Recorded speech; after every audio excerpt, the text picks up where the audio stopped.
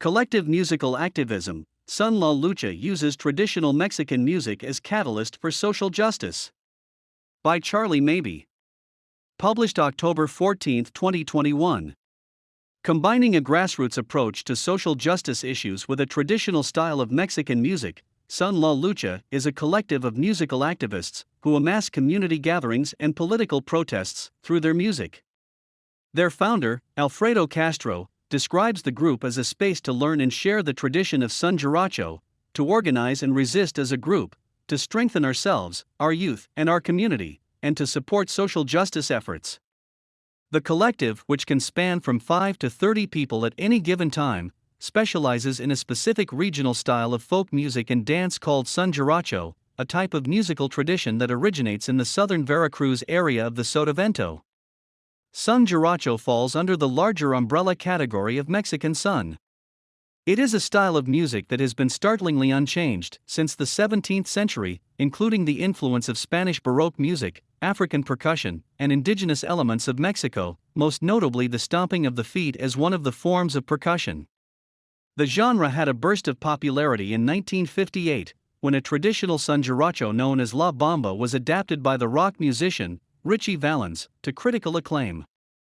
While the reach and influence of Valens' version of the song is undeniable, it has been contested by traditional practitioners of the genre as being inauthentic and distorting its roots. Castro shared that Son La Lucha's approach to the distribution of these musical traditions is very different from Valens. We as a group are not trying to make money off these traditions, so we don't release the music as our own because we do not own this music. And it's true, most of Son La Lucha's music can only be heard live or through videos that are freely accessible on social media platforms. They do not turn a profit from any music distribution, which is admirable in this digital era when streaming is such a popular method of building a fan base. Instead, true to form, they are focused on in-person community building to get their message across. Traditionally, communal celebrations known as fandangos are where Son Jarocho lived and breathed, and Son La Lucha harnesses that collective energy for use in ongoing political battles, specifically around immigration and pathways to citizenship. Castro notes, "We are not recreating the wheel, just continuing traditions mostly for protest events and fundraisers, bringing people from Veracruz, Mexico to D.C. to bolster our community."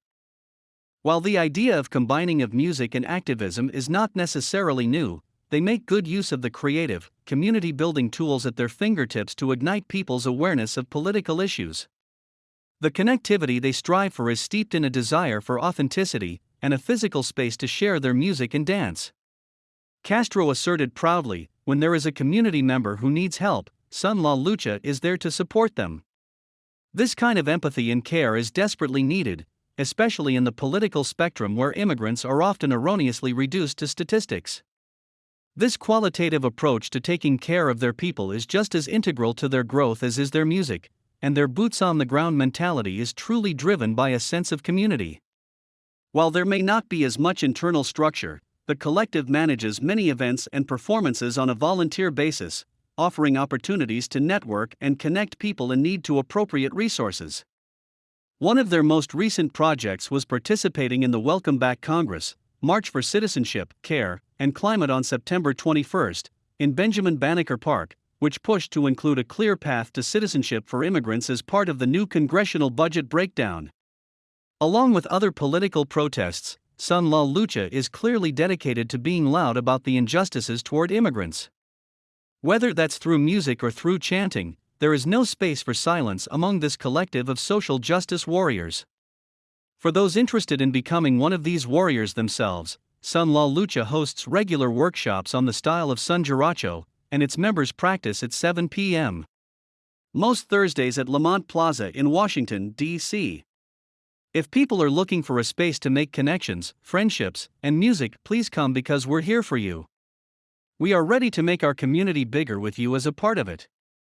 Son La Lucha is clearly mobilized and ready for anything with their can-do attitude and desire for social change, and these workshops are a wonderful opportunity to get involved and make a difference in the community through music, and possibly make some lifelong friendships and connections along the way.